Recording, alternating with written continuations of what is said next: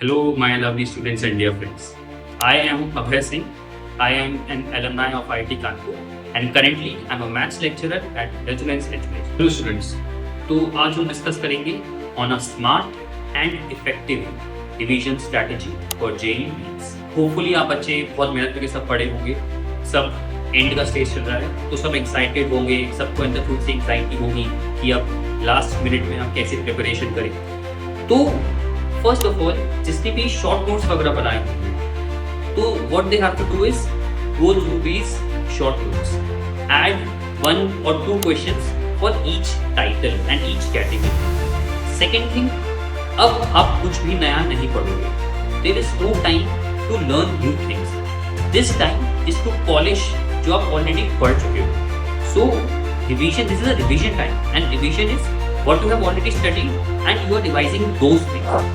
So your best strategy right now would be to highlight some important things and mark those questions जिसमें कि multiple concepts involved.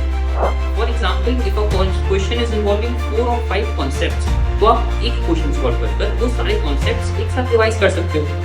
तो you do not need to focus on the number of questions. You need to focus on the quality of the questions.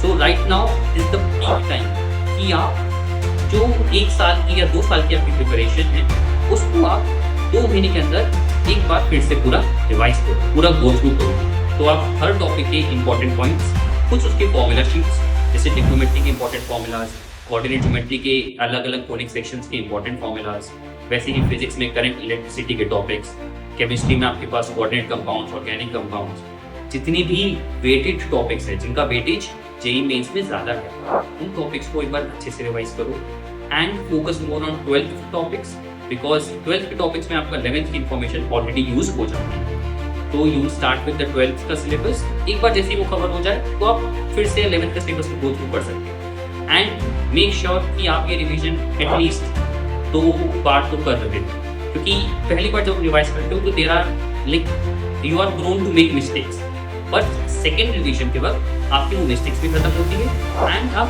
Timing अच्छे करने पे focus कर सकते हो in your second revision. So make sure आप हर question 3 minute के अंदर करना स्टार्ट करो. Use a clock and a timer while you are doing questions and जितने भी क्वेश्चन प्रैक्टिस करो do them just like you are doing these questions in an exam. So keep yourself accustomed, like get yourself accustomed to the time pressure. So this is the best thing that you can do right now for a revision and all the best.